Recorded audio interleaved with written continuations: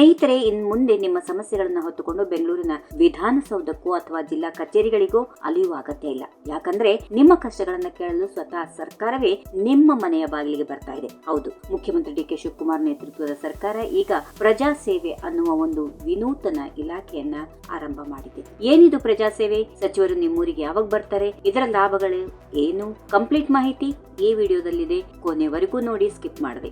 ಇತ್ತೀಚೆಗೆ ನಡೆದ ಸಚಿವ ಸಂಪುಟ ಸಭೆಯ ಬಳಿಕ ಮಾತಾಡಿದ ಸಿಎಂ ಡಿ ಕೆ ಶಿವಕುಮಾರ್ ಅವರು ಈ ಮಹತ್ವದ ನಿರ್ಧಾರವನ್ನ ಪ್ರಕಟಿಸಿದ್ದಾರೆ. ಇನ್ನು ಮುಂದೆ ಪ್ರತಿ ಜಿಲ್ಲಾ ಉಸ್ತುವಾರಿ ಸಚಿವರು ಪ್ರತಿ ತಿಂಗಳ ಮೊದಲು ಹಾಗೂ 3ನೇ ಶನಿವಾರದಂದು ಕಡ್ಡಾಯವಾಗಿ ಒಂದೊಂದು ವಿಧಾನಸಭಾ ಕ್ಷೇತ್ರಗಳಿಗೆ ಭೇಟಿ ನೀಡಬೇಕು. ಅಕಸ್ಮಾತ್ ಆ ಶನಿವಾರ ಸರ್ಕಾರಿ ರಜೆ ಏನಾದ್ರೂ ಇದ್ರೆ ಅದರ ಹಿಂದಿನ ದಿನವೇ ಅಂದ್ರೆ ಶುಕ್ರವಾರವೇ ಈ ಕಾರ್ಯಕ್ರಮವನ್ನ ನಡೆಸಬೇಕು ಅನ್ನೋದು ಸರ್ಕಾರದ ಕಟ್ಟುನಿಟ್ಟಿನ ಆದೇಶ. ಹೌದು ಸ್ನೇಹಿತರೆ, ಸಚಿವರು ಬರುವಾಗ ಸುಮ್ಮನೆ ಬರೋದಿಲ್ಲ. ಆಯಾ ವಿಧಾನಸಭಾ ಕ್ಷೇತ್ರದಲ್ಲಿ ಎಲ್ಲಾ ಇಲಾಖೆಗಳ ತಾತ್ಕಾಲಿಕ ಶಾಖೆಗಳನ್ನ ತೆರೆಯಲಾಗುತ್ತದೆ. ಜಿಲ್ಲೆಯ ಎಲ್ಲಾ ಪ್ರಮುಖ ಅಧಿಕಾರಿಗಳು ಅಲ್ಲಿ ಕಡ್ಡಾಯವಾಗಿ ಹಾಜರಿರಬೇಕು.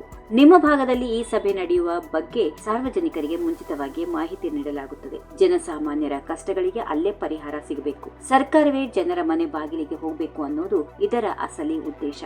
ಸ್ವತಃ ಮುಖ್ಯಮಂತ್ರಿಗಳೇ ಕೆಲವು ತಾಲೂಕುಗಳಿಗೆ ಸರ್ಪ್ರೈಸ್ ವಿಸಿಟ್ ಕೂಡ ಮಾಡಲಿದ್ದಾರಂತೆ. ಅಷ್ಟೇ ಅಲ್ಲದೆ ಜನರ ಸಮಸ್ಯೆಗಳನ್ನೇ ಆಲಿಸುವುದಕ್ಕಾಗಿ ಸರ್ಕಾರ ಈಗ ಪ್ರಜಾಸೇವೆ ಎಂಬ ಪ್ರತ್ಯೇಕ ಸಚಿವಾಲಯವನ್ನ ರೂಪಿಸ್ತಾ ಇದೆ. ಇದರ ಜವಾಬ್ದಾರಿಯನ್ನ ವಿಶೇಷವಾಗಿ ಸಚಿವರಿಗೆ ವಹಿಸಲಾಗುವುದು. ಯಾರದ್ದೇ ದೂರು ಇರಲಿ, ಸಮಸ್ಯೆ ಇರಲಿ ಅಥವಾ ಪ್ರತಿಭಟನೆ ಮಾಡುವವರು ತಮ್ಮ ನೋವನ್ನ ಹೇಳಿಕೊಳ್ಳಲು ಇದು ಸೂಕ್ತ ವೇದಿಕೆ. ಈ ಇಲಾಖೆಗೆ ಒಬ್ಬ IAS ಅಧಿಕಾರಿಯನ್ನ ಪ್ರಧಾನ ಕಾರ್ಯದರ್ಶಿಯಾಗಿ ನೇಮಕ ಮಾಡಲಾಗಿದ್ದು, ಅಗತ್ಯ ಅಧಿಕಾರಿಗಳನ್ನ ನೀಡಲು ತೀರ್ಮಾನಿಸಲಾಗಿದೆ. ಎಲ್ಲೇ ಪ್ರತಿಭಟನೆ ನಡೆದರೂ ಅಧಿಕಾರಿಗಳು ಖುದ್ದಾಗಿ ಹೋಗಿ ಅರ್ಜಿ ಸ್ವೀಕರಿಸಿ ಕಾನೂನುಬದ್ಧವಾಗಿ ನೆರವು ನೀಡಲಿದ್ದಾರೆ.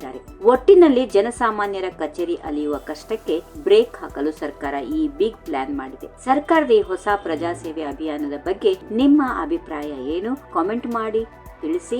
ವಿಡಿಯೋ ಇಷ್ಟ ಆಗಿದ್ರೆ ಲೈಕ್ ಮಾಡಿ, ನಿಮ್ಮ ಸ್ನೇಹಿತರಿಗೂ ಶೇರ್ ಮಾಡಿ. ಇಂಥದ್ದೇ ಇಂಟ್ರೆಸ್ಟಿಂಗ್ ಅಪ್ಡೇಟ್ಗಳಿಗಾಗಿ ನಮ್ಮ ಚಾನೆಲ್ ಅನ್ನ ಸಬ್ಸ್ಕ್ರೈಬ್ ಮಾಡೋದು ಮರಿಬೇಡಿ. ಧನ್ಯವಾದಗಳು. If you like this video, ಬೇಗ ಲೈಕ್ ಮಾಡಿ, ಕಾಮೆಂಟ್ ಮಾಡಿ, ಶೇರ್ ಮಾಡಿ ಹಾಗೂ ಯೋಯೋ ಟಿವಿ ಕನ್ನಡವನ್ನು ಸಬ್ಸ್ಕ್ರೈಬ್ ಮಾಡಿ.